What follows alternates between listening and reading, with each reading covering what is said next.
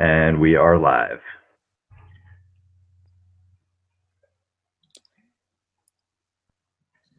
Was he able to see like the format, like the script kind of thing? Yeah.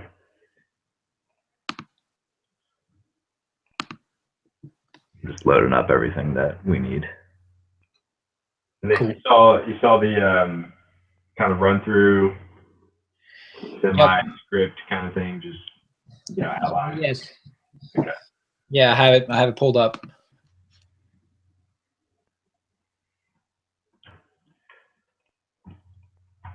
So we have it too. You can see that, right? Okay, I got it. Ah, okay.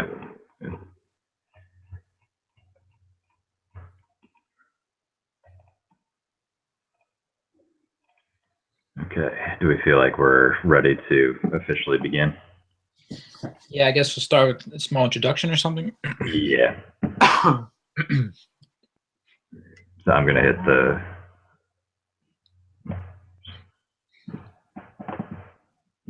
I will hit record on my phone. All right. Welcome everybody to Special Education 597, our action research project from Nick Shade and John Nally. We're here with Nick Dolce, who also we feel like has a lot to add to this topic. We're talking about the issue of minorities in education. This is something that's really big in the United States. We've talked about this a lot in class. We've seen minorities, their cultures kind of not really be respected. Just not a lot of integration within the schools. We saw that with both the Native Americans early in the semester, where they were sent to the boarding schools, and as well as African Americans were typically the targets of top-down policies, where they've been sent out of class for various reasons.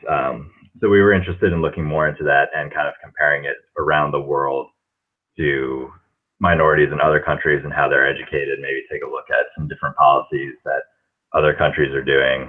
And we looked at a bunch of studies, and we're eager to share with you what we found. We're here now with Nick Dolce. Nick, would you like to introduce yourself and talk about what you're currently doing with yourself? Absolutely, and thanks for the slight introduction, Nick.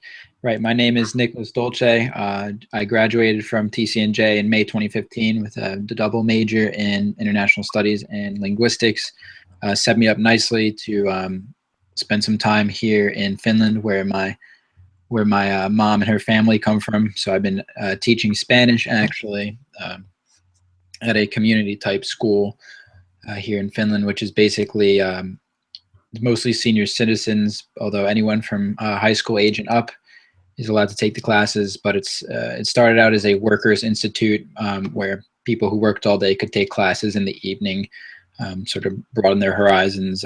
Very low cost. It costs about $35 for the whole semester to take a course there. So that's what I've been doing. And Nick and I had a radio program in college for several semesters, and one of the things that we really liked talking about was international education, or comparing education systems in different countries. So Finland's education system has been sort of going viral past couple years, appearing in a lot of like Huffington Post and maybe Elite Daily articles, sort of like a sort of fantasized edition. So we're here to hammer out the facts and talk about the best way to compare the education systems between the U.S. and Finland. Okay. In addition to Finland, we're also going to be talking a little bit about China, kind of one of the other lionized countries in terms of education. Everybody's talking about China's achievement and what it means for the United States.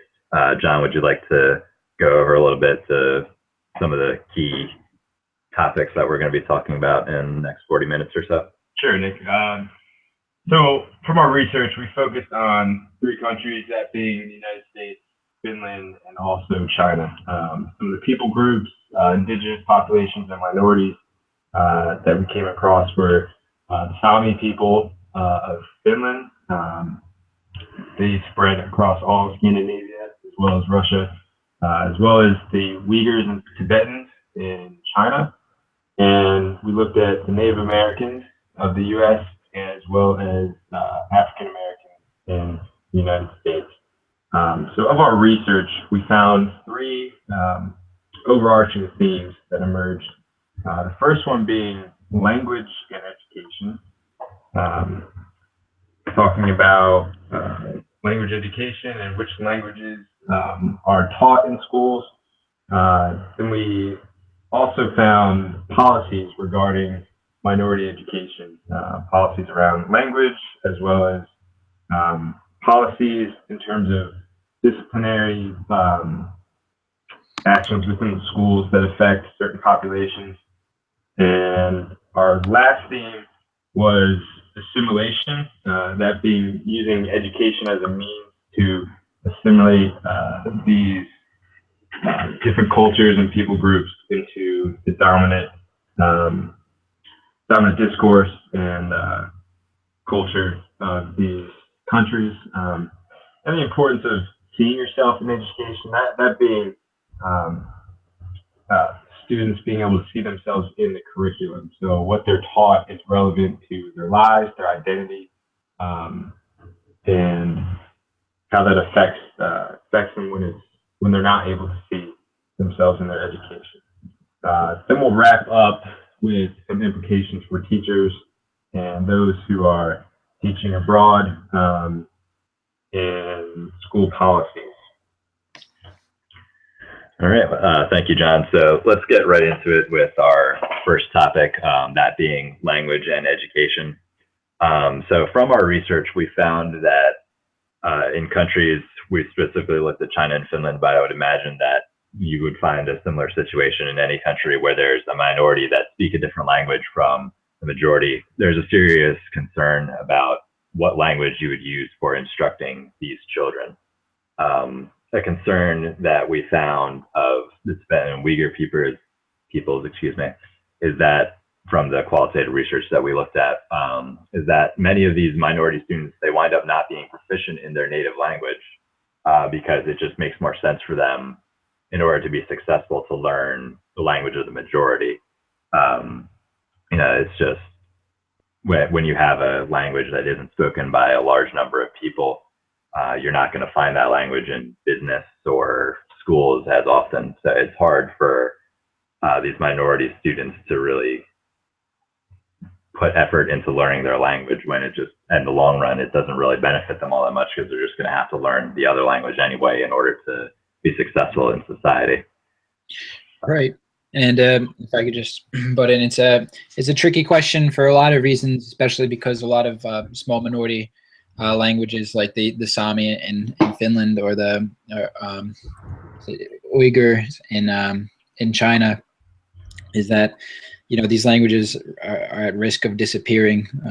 Something like 90% of the 7,000 languages spoken today are predicted to be dead by the year 2100, and that's precisely because people learning languages that are more economically beneficial to them to speak. If you're living in northern Finland and you want to improve your situation and be able to participate in a global society, the reality is you're just not going to be able to do that in Sami, a language that 2,000 people speak, or really I think it's 20,000 in all of Northern Europe, but just 2,000 in Finland. So it's a serious question and a difficult one. Sort of the question is how much education policies should push for the survival of these languages, where realistically they'll benefit more from speaking a more widely spoken language like Finnish or Chinese. Yeah, exactly. And I guess we would see something similar in the United States amongst the Native American populations, I suppose. And of course, we also have a significant population of young people who speak Spanish, which is completely different in that Spanish is a much more global language, certainly has much more of a use. So it's definitely a tricky question. Spanish isn't at risk of extinction, like small Native American languages, certainly. But most people who are bilingual really aren't perfectly bilingual. There's a big misconception about what bilingualism actually is. And most people who say they're bilingual really do have one language stronger than the other and may use the other at home. So people, young Latinos in the U.S. growing up with speaking Spanish at home, often their Spanish isn't at an academic or professional level, and that their English is because that's the school that they're that's the language that they're schooled in. So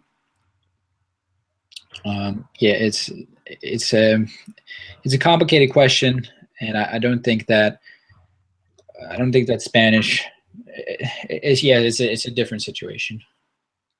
Right. There seems to be with language education sort of incentive, right? So you want to learn the language that is in a sense most useful in terms of the global economy and competitiveness in the markets, right? So we see in China incentivizing education for students to attend bilingual schools, and families, the incentive being that the financial burden is lessened for them to send their students to school.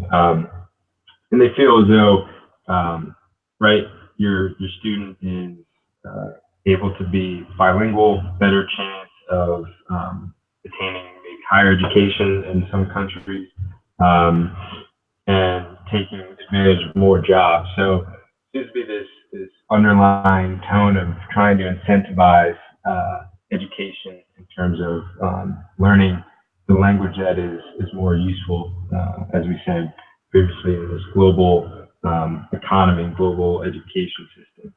Right. And one of the articles that we read about the education of the Uyghur peoples, we saw, that there is a lot of push for the Uyghurs to go on to higher education, and it is working. The numbers are rising, but their success level is entirely dependent on how much Chinese they speak, because once they get to the university level, they're not speaking their native language anymore. They have to work within the confines of the system. So it really is a tricky balance board, I guess, to strike the balance between respecting the culture and preserving it in a way, and also making sure that these students are set up for success in the larger world. And I think that if you belong to a Native American tribe or the Sami culture in northern Finland, or the Uyghur culture in China, usually your traditional culture is important to you. So it's sad as an individual too. It can be. I imagine if you lose, if your language is going extinct, or you grow up being unable to speak it and only being able to speak the majority language, that does affect your identity, which I think can definitely play into your performance in school. Especially if you feel, actual language competence aside, your cultural identity, if you don't feel comfortable, or you feel frustrated because you don't speak your traditional language that maybe your grandparents speak. But I guess that depends on how how connected you actually feel to the culture. But so it's a cultural question, for a broad group of people, but it can also be have some negative effects for the individual, language death. Nick, that's a great point that you make about the age barrier in a way, is because when we were looking at the research, we really saw that the opinions on learning the majority language, especially in China for the Tibetans and the Uyghurs, it was really divided along age lines. The older segment of those populations seemed to not really be in favor of learning the language. They wanted their students educated in Tibetan or the Uyghur language, but the younger people, for the most part, were open and receptive to learning Chinese. So it definitely does seem to be a bit of an age split there. Yeah, absolutely. And yeah, as you with the spread of social media and just the interconnection of the internet between economies, you're going to want to be able to be connected to as many people as possible. And what is a greater connector among humans than language? So, but they, not to talk too much about language death, but some scholars have argued that it could be a potential crisis for the survival of our species if all people only speak one language. There's less diversity in our thought and problem solving, according to some approaches. So, yeah. Right, because language for a lot of cultures is the core identity, right? I mean, even amongst the Sami people, there's like 10 different languages, within the Sami language. So there's diversity even with amongst particular people group, and because of that connection to identity, once we obviously take English, for example, is a major global language, and it's becoming more and more predominant in other countries. And so this reminds me of this film called Schooling the World, and they talk about westernizing education and this idea of this global education system. And you see a lot of countries that are trying again to be competitive in this global economy, right? And so there's more and more, pressure on people to speak English, right? Be able to, like you said, Nick, to communicate with people from different countries, whether it be social media or for business. And when we see that, we see people, particularly kids from these people groups. This film focused on the Ladakhi people in northern India and the Himalayas, and we see these kids going into the city to be educated, to learn English and to get a job. And it's just this, we've seen education become just a means to get a job, right? To be right. And these very westernized ideals of success and money and what it means to be educated.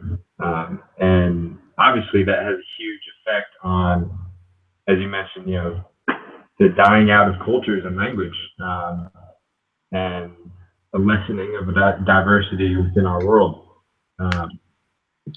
Yeah, exactly. It's very connected to just the deeper question of what an education should be. If an education is just a means to make a lot of money and or get a job and eventually make a lot of money, then of course it makes sense. But education has always been about like intellectual curiosity and studying oneself and what it means to be a human and the human condition. So, I think from that point of view, which a lot of people, especially in today's education system that seems to be emphasizing STEM a lot more over the humanities, I think that point of view to leave behind, language makes a lot of sense. Whereas the idea to try to save a more abundant language just for the sake of saving it, probably doesn't seem pragmatic or reasonable at all. But these do have questions, or these questions do have implications for the performance of minority students in both China and Finland. Another type of minority student that we can discuss in Finland and also in the U.S. is recent immigrants, because the Sami are an ethnic group that have recognition in the north, but Finland, as with the rest of Europe, especially this year, has been in the news, has been receiving a lot of students as well, but refugees from the Middle East, Northern Africa,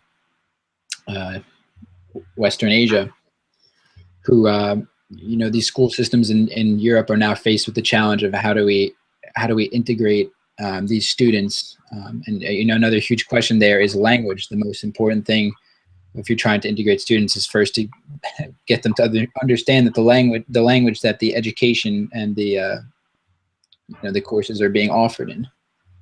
That seems like a great segue into one of our main points that we wanted to make in order to kind of ground this. One of the questions that we had are, what are the best ways to integrate minority language while still preparing these students for the larger community. So obviously, in that situation, Nick, that you're talking about, it's a very abrupt infusion of these students, and it's not realistic to expect them to be successful when they've had their lives uprooted and are now kind of shoved into an educational system that, in a lot of ways, probably the teachers and the other students in the class don't know the first things about their culture. So can we think of some ways that maybe both for these refugees that Nick made a great point in bringing up, and for the minorities that we kind of researched, what are some ways that we can integrate these students and make sure that they're successful in our schools at the same time? I think we think of education as being in the classroom, but I think some of the articles I've read have talked a lot about, and newspaper articles, by the way, not scholarly, have talked a lot about the role of sports. Just playing basic soccer, hockey. Something that you don't necessarily need to speak the same language.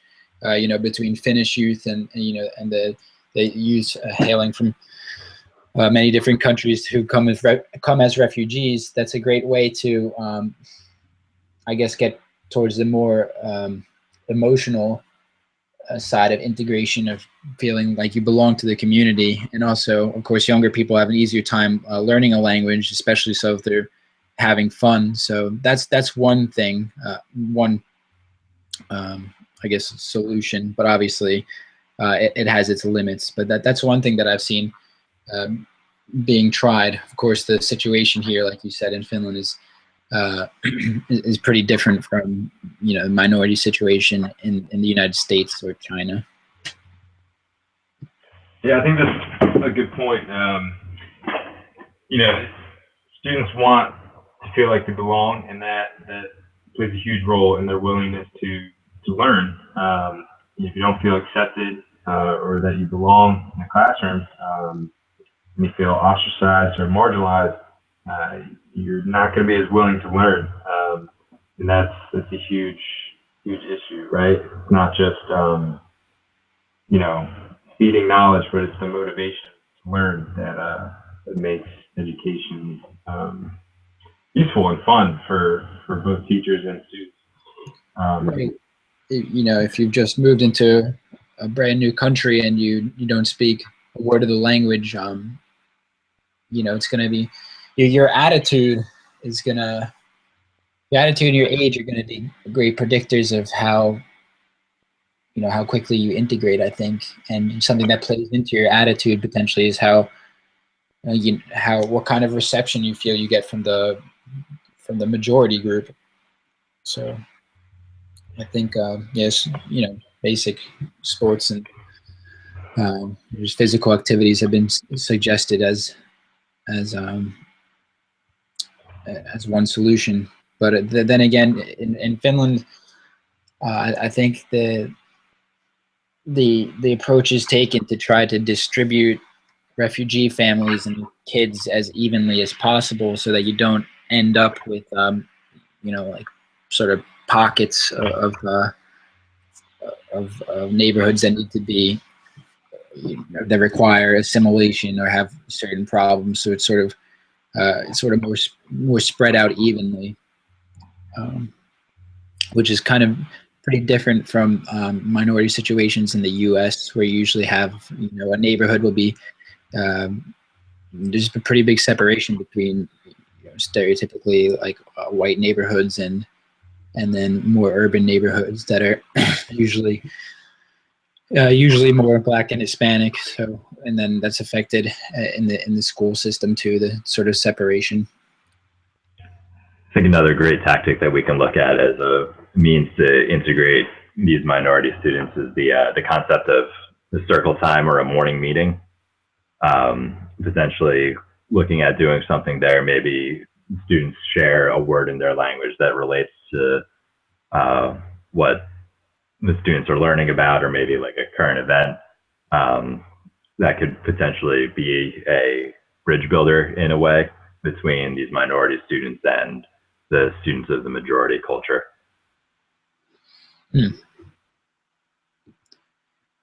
you Can you maybe provide an example that you know of?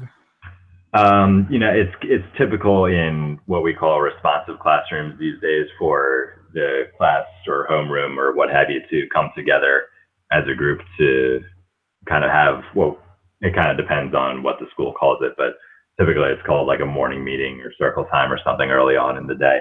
And it's kind of the concept behind it is I believe that it's a safe space for students to share certain things that are going on, and it helps the class feel more of like a community rather than just a place where we sit and the teacher talks at us and we write our notes. I think that there's a lot of avenues for integrating minority languages in these times.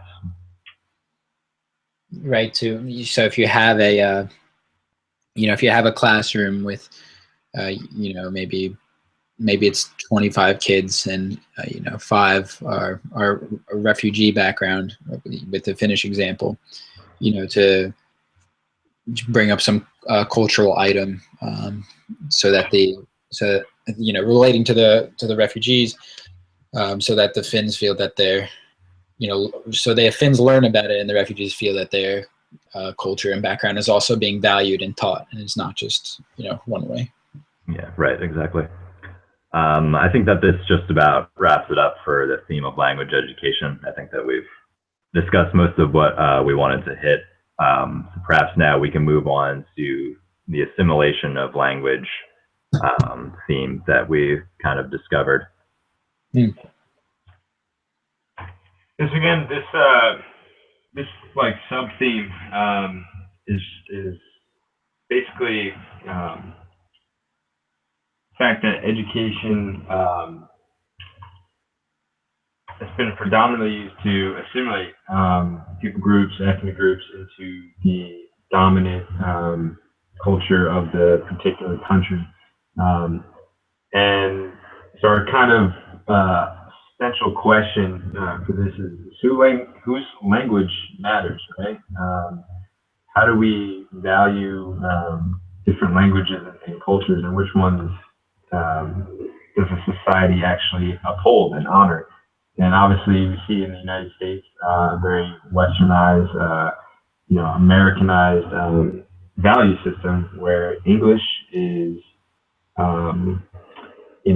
has a lot of social capital if you speak it. And one thing that we were looking at, talking more about African Americans in the United States, is the concept of, and value or lack thereof, of Ebonics.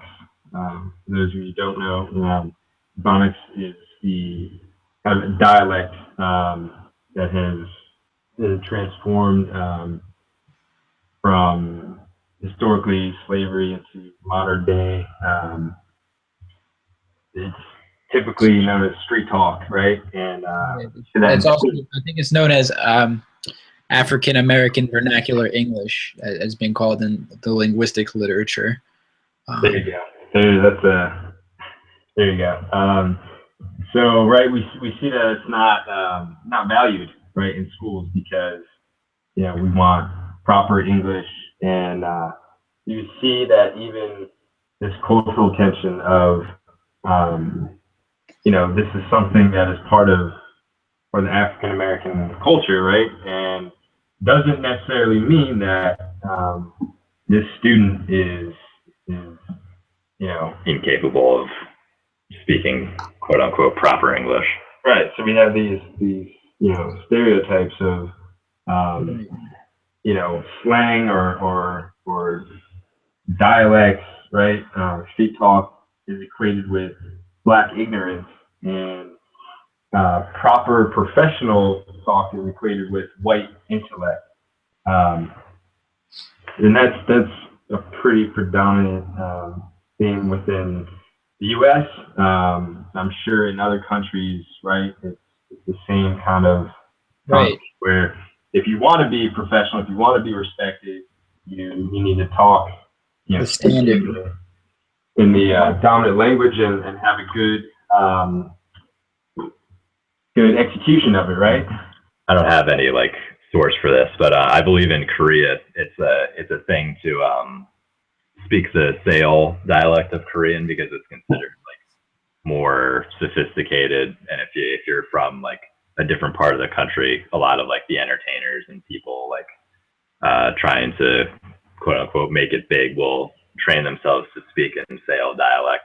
I guess kind of similar to how Bill Clinton managed to train himself not to speak in his southern accent when he was running for the presidency.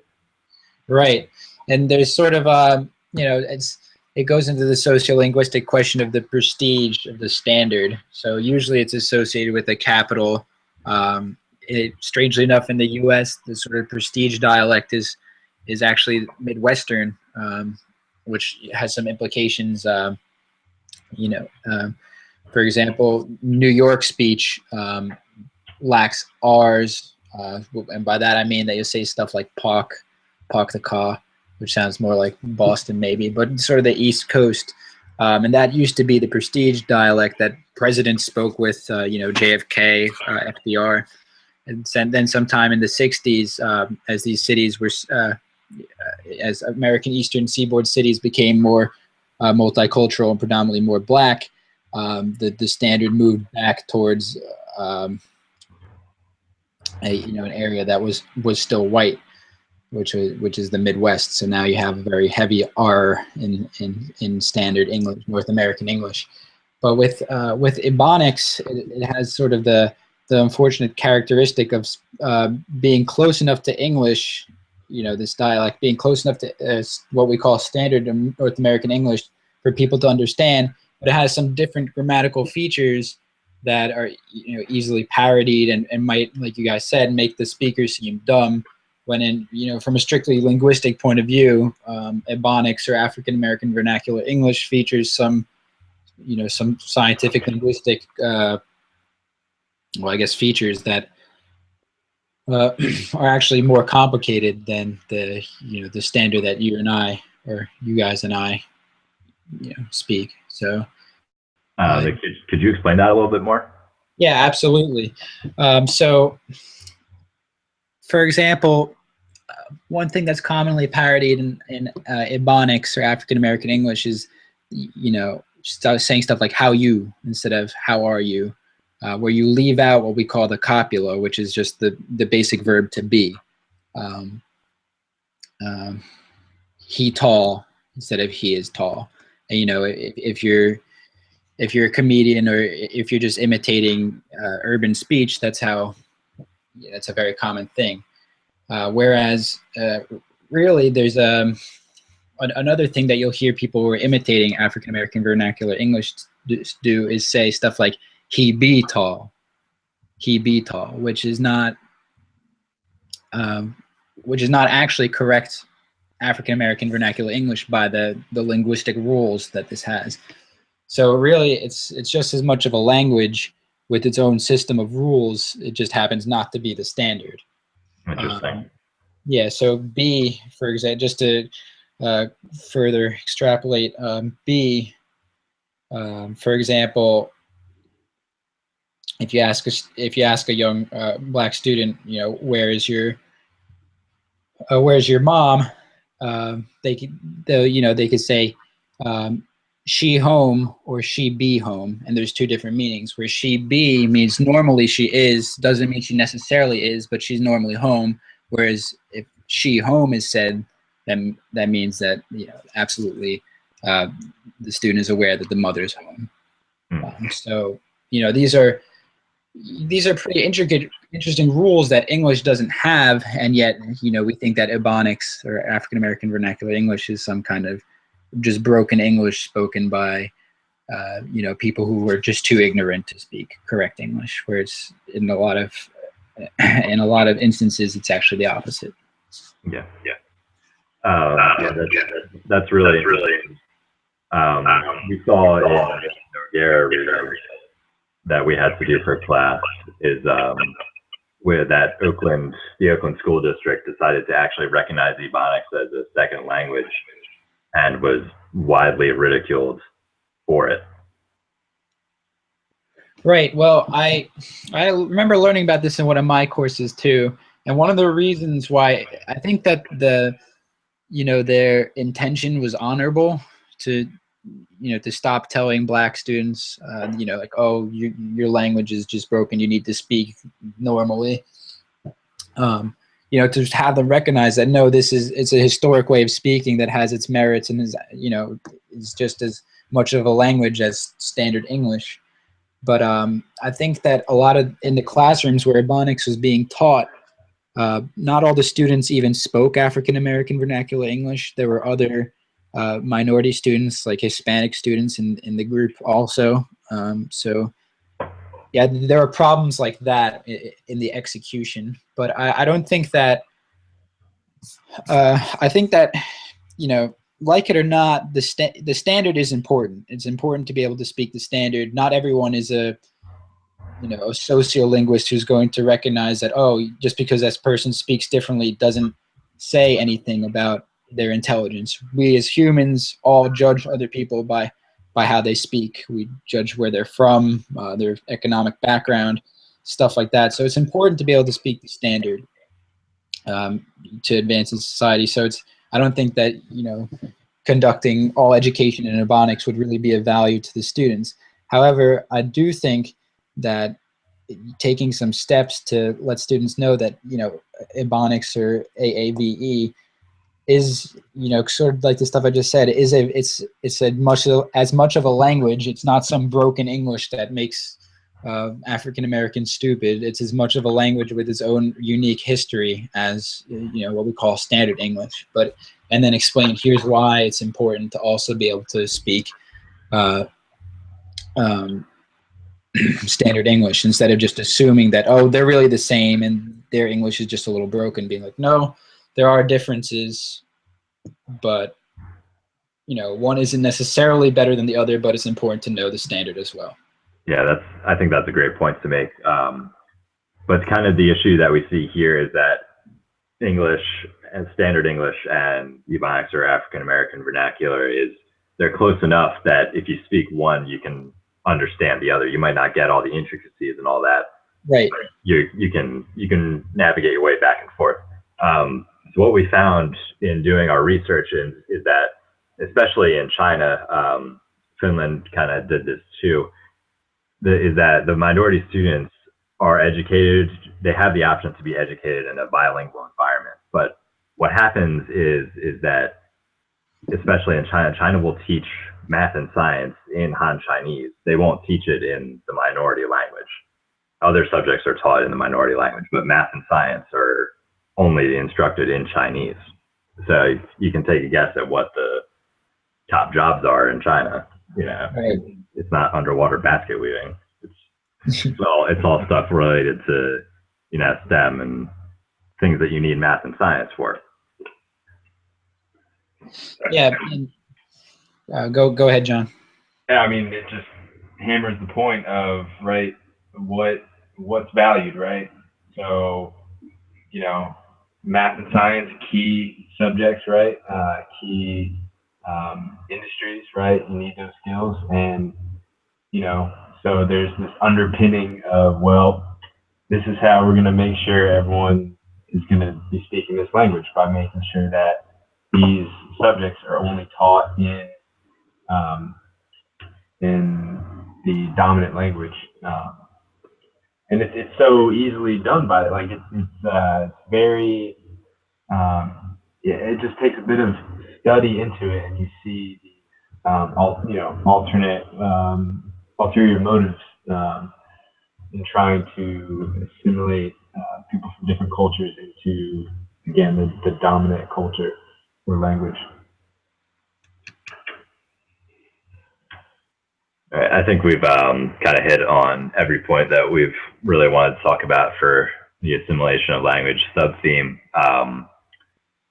So now we'll move on to the policies in minority education. And here we're kind of talking more about government policies in what is actually going on in these schools. So we did find that a lot of these countries, Finland and China in particular, and United States as well, will have laws that protect education in a minority language, but in reality, there's not really all that many teachers that are trained in both Sami and can teach a certain subject. People who are fluent in Sami typically teach Sami. There's not a lot of Sami Right, math teachers. Yeah, they don't teach exactly math in Sami or history in Sami. And I think that's like it's important for students to be able to, for Sami students to learn Finnish or Uyghur students to learn Han Chinese, because that's the reality that connects you to the rest of the country and to the to the whole world, really. It's your door to globalization and the opportunities that it affords. But it's important also to, or it would be nice to have that kind of enhanced education in the minority language as well. But I mean, do you think it's in these cases a funding problem or just sort of ignorance problem? I wouldn't necessarily say that it's a funding problem. I just think that, kind of for the same reasons that we were talking about, minority students will go for learning the dominant language because it's where you want to be in terms of your employment opportunities. There aren't a lot of people looking to go to the north of Finland and teach these students. It's not where people see themselves. So maybe some kind of enhanced economic incentive is needed to make this make sense for teachers to want to do. Perhaps. It makes it an expensive question then. How much is the public funding being spent on something like this, where a lot of people will argue, like we've said before, that the benefits are, not really important, not pragmatic. Yeah. Right, and the biggest challenge, at least from what I've read regarding the Sami people, is that a major challenge is not having enough people who, again, are fluent in one of the Sami languages and or bilingual. So there's a huge mismatch in terms of who can actually educate in this language, and even the number of students who speak and understand the language.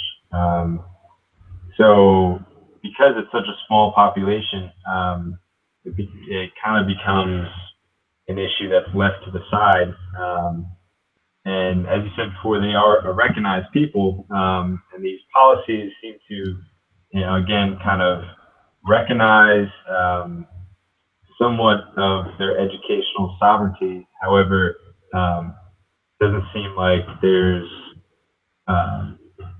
big pushes federally to ensure that these students are educated in both, right, their native tongue and Finnish in the case of Finland. I think it's important just to not romanticize one or the other, right? I mean, it's important to be able, to possibly speak the language of the country, maybe benefits, right, access, but at the same time, it's equally as important to know your native tongue and your heritage, your identity. So there needs to be that balance. I think too much of what's going on is having to choose, right? So you're faced with this dilemma of, am I going to choose, my native culture, or have to assimilate into a different culture? And again, like we were talking about before, the effects of what that can have on students. And people groups faced with that dilemma. I mean, personally, I've never had to face that dilemma, as a white American, male. John, I think that's a great lead into one of kind of our key questions here, is there a disconnect between policymakers and the challenges faced by minorities in schools across the globe? Just like John was saying, we have these white straight males, in the positions of power in these schools, and they're the ones making these policies. And can you really know what it's like to sit in a classroom and not understand what's being taught, simply because not because of a learning disability or any fault of your own, but simply because you just don't know the language? I mean, yeah. Are we talking any of the countries that we're discussing, or Ebonics in particular, or? I mean, I think it's just kind of a. I mean, we definitely see that, I think, more in the United States than in other countries, particularly. I can't really speak to that question, I think, because I'm not overly familiar with the makeup of the decision making in other countries' schools. I think there's definitely a huge possibility for a policy disconnect there, just because I think it's maybe not something that's unique to minority education, but maybe a lot of people making policy, especially if they're politicians, making education policy moves, probably aren't students, haven't been in public school in 40 years sometimes. So I think it's probably a pretty widespread thing, the disconnect. Yeah, and we can talk a little bit about the disconnect that we saw through our research in the schools in the United States. We saw an article where policies that were copied directly from an urban school were tried to be implemented in a school with a largely Native American population that was facing completely different challenges, and things kind of flopped. So you just see people kind of just lifting things without really any regard for the situation, and seeing, kind of the whys behind what the problem is. Right. I think it's taking the standard, what we think is the standard, and copying and pasting it into a different context. In particular to this study, the policies that were enacted are very similar in schools throughout the U.S.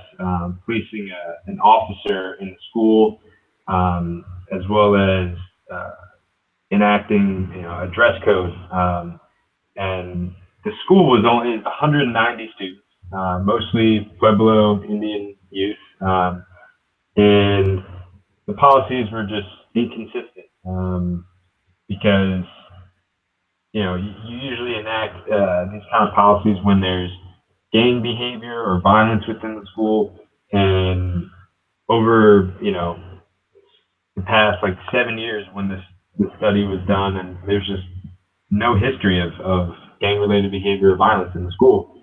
However, schools and administrations may be inclined to do such things, enact such policies because of funding. If you basically present the case that your school students are in danger in some sort of way in terms of violence or gang activity, you'll receive more funding to enact policies and programs to ensure the safety of the students. So that was mentioned by the researcher as a possible underlying motive. But we saw a complete disconnect between administration and even the student body, and even teachers who questioned these policies, because there simply was not evidence that these policies should be enacted. And I think that's going to affect, that sort of policy error is definitely going to affect student performance. How can you perform well as a student if, one, your needs aren't being met, your situation's needs aren't being met, but on top of that, you feel like the administration is just ignorant about your problem. So I think probably it's a funding issue, like we said earlier, and also just an ignorance. Maybe there's not a great paradigm or a history of successful policy, enough research being done about this problem. So you have the misapplication of policies from different areas, where it's just sort of like, all minorities are the same. So Native Americans yeah, it'll work. Whatever policy is required in, like you said, in an urban environment with gang activity in the schools, we'll just copy and paste that. It just shows an ignorance in addition to depriving the students of the actual educational policies that they would need in that situation. It probably also further disenfranchises them with the sense that their administrators just don't understand them at all. Absolutely. I think, look more at policy research. Based on this particular study, the researcher mentioned kind of this myth, this perception that educational policies have a neutral tone. That they foster healthy academic identities for students, right? That, this policy is neutral. It's for, its intent is strictly academic based, right? But we fail to recognize the effects that it has on particular, groups of people, how it may affect a particular minority or ethnic group. In this case, looking at Native Americans. And some of the negative effects that were cited in this study were low self-esteem and diminished academic motivation and performance. And again, if you don't have that support from your administration, what's the motivation to sit in that classroom and learn? And kind of a segue into our last theme is, the importance of seeing yourself in your education, right? If the values and the needs of you as a student aren't met or even addressed in school curriculum or the school culture, how can you possibly want to be willing to learn there, right? We see this idea of assent in learning, right? This willingness to learn. And when we have policies that essentially marginalize different groups of people, that's when we see particular behaviors arise, right? Not at the fault of the students, but it's a reaction, right? It's a way of communicate that I don't feel respected or honored or valued in the school. We saw a ton of examples of those from the class reading "I Won't Learn From You," and I'm sure we've seen it in students ourselves. It doesn't even have to be a student of a minority culture. When students feel like they just aren't valued in the classroom, it's just begging for them to shut down and just kind of refuse to learn. Absolutely. I think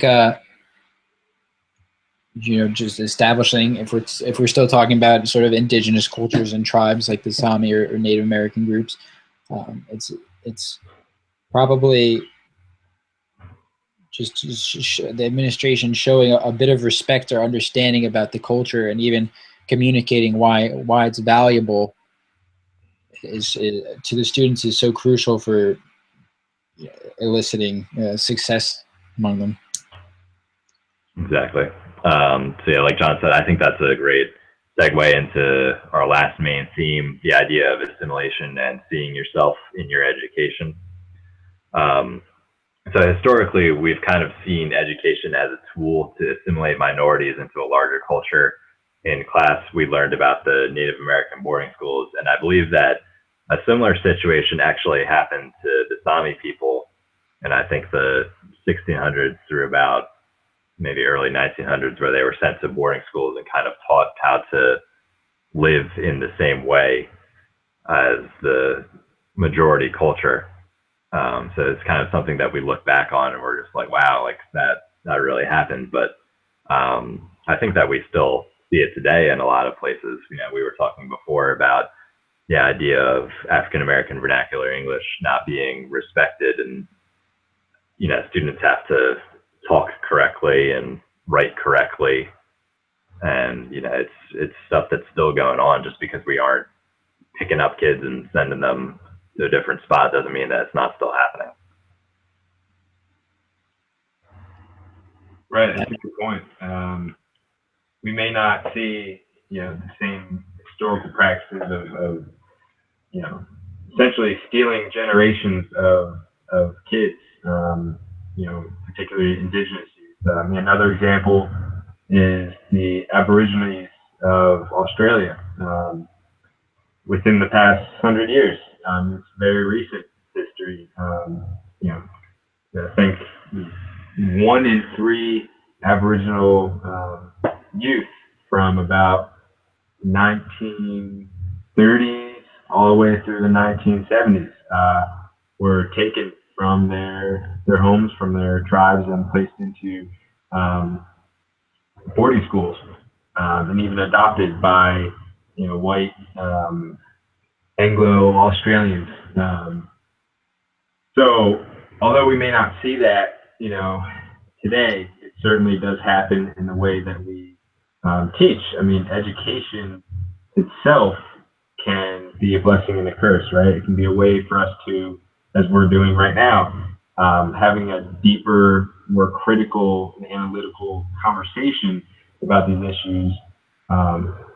And if we don't, we play right into, educating with the same dominant and at times oppressive practices that, you have to assimilate into this, this set of standards, this box of education. This is how we do it. And if you don't, you're just not fit for today's society. We're absolutely seeing that kind of stance with the education of minorities in China. So obviously, everybody kind of knows the contentious issue of the territory that is Tibet, and kind of how Tibetans feel about that. They're not particularly happy in most cases about being part of China, but a lot of their students are being educated in a way that is definitely promotes a positive view of China. We saw that in the research. A lot of the older Tibetans are kind of very much more wary of educational policies, whereas younger Tibetans are kind of more of an all-in approach. The students, they recite a pledge to China every morning. It's just what you learn when you're younger definitely impacts like how you feel when you're older. Having these even these little things like the Pledge of Allegiance can have a big effect on people. And I think it's a bigger effect than a lot of people realize. I think that's why, including, like I was saying earlier, just to, you're making sure you sometimes stop and explain why something is valuable. Why you're including bits about Aboriginal or Indigenous cultures. Explain to the students why it's valuable. Also, absolutely. It's a very common, not even with like cultural respect or anything like that, but explaining why students are doing something is just one of the best ways to get them to buy in. So I think a tactic that should be employed. One of the, my actual education course experience at TCNJ was very limited, but I did take World Languages and Cultures 390, which is about the most recent theory and how to teach world languages, essentially. And one of the biggest parts of that about 390, I'm sort of saying that it's very important to know the history, to know the history of the education style. And I remember thinking that when I started taking Spanish in 6th grade, I didn't really even understand what Spanish was as a kid. I didn't know that there were millions of people who spoke it in the United States or where it was even spoken. I didn't really know anything about it. It was just kind of, suddenly now you're taking Spanish. And there was first day of class, there was no discussion about what Spanish actually was. It was more just like here, and then of course the entire teaching methodology was pretty bad at my public school. It wasn't really up to the theoretical stuff, but I remember thinking that I probably would have benefited and been more motivated had I actually known what Spanish was. For me, it was this mysterious language that I occasionally, heard pretty much manual laborers speak around northern New Jersey. but I didn't know what it actually. So I guess what I'm trying to say is just um, explaining why students are learning something. So if you if you're teaching in an area, say on the Navajo reservation, um, and, you're trying to teach them the Navajo language, don't just take it for granted that they really understand its meaning. Make that part of the curriculum, I suppose. Yeah. Nick, that's a great segue into kind of our wrap up, I guess. And we're going to talk a little bit about the implications for teachers and kind of how can we help this problem of making minorities feel more included in our schools. So the first way, of course, is to just know your students. Like you said, like get to know them, get to know their backgrounds, where they're from, what experiences they've had, spend time learning about their culture, research and ask questions. Just make sure that you know that what your students are where your students are coming from, what they're doing at home, and just get to know them as people and not just as numbers. Right, and invite them to share about that. Right, I mean, going back to curriculum, the curriculum you're teaching may not specifically address different cultures or the different diversity that you have within the classroom, but there's always ways to incorporate that into the curriculum, right? I mean, through projects, through journaling, through just having students share and put together a project that gives them the freedom and opportunity to talk about themselves, right? Everyone loves to talk about themselves, where they come from, what they value, what they believe. I think that's an important thing that we have to do, right? On a larger scale, right, is schools to have culturally responsive curriculum, right? And you're talking about multicultural education, right? And a curriculum that's social justice oriented, right? Curriculum that asks deeper questions, considers cultures and belief systems and values that are different than possibly your own country or state's standard of belief or what have you. I think that's important, and we overlook that again because education has been a tool for assimilation and really oppression of other people. But I think inviting students to have a voice not only invites them to share about their culture, but communicates the respect and a value of who they are. Right? It's kind of affirming their identity, and that's effective. That's effective teaching. That goes a long way for their own motivation, their own self-esteem for learning. And someone who actually believes in them is going to be someone who a student responds to. Yeah, I guess. I mean, I don't have as much teaching experience as you guys, although I'm technically employed as a teacher right now. But I think just believing in your students is important, and believing that making these extra efforts is worthwhile, and believing that you can make a difference in the life of minority students and in their identity if you just do the stuff you said, John. Get to know the students, ask questions about them, and whenever you can, make sure they know that that's important to you and something for them to be proud of as well. All right. I think that just about wraps it up for everything that we have to say. We're going to close out with some media recommendations here. Yeah, so if you're listening and you like what you're hearing, we've mentioned a few different films previously, so I'm just going to repeat them and suggest some other YouTube clips for your viewing pleasure and further research into some of these topics. So the first one is a film called Schooling the World, and that's a documentary talking about the Ladakhi people of northern India. And you can go to their website called schoolingtheworld.org. They also have clips on YouTube. And then another film to look into is called Stolen Generations, and this covers three Aboriginal people and their stories of being removed from their family, their land and territory, being put into a boarding school.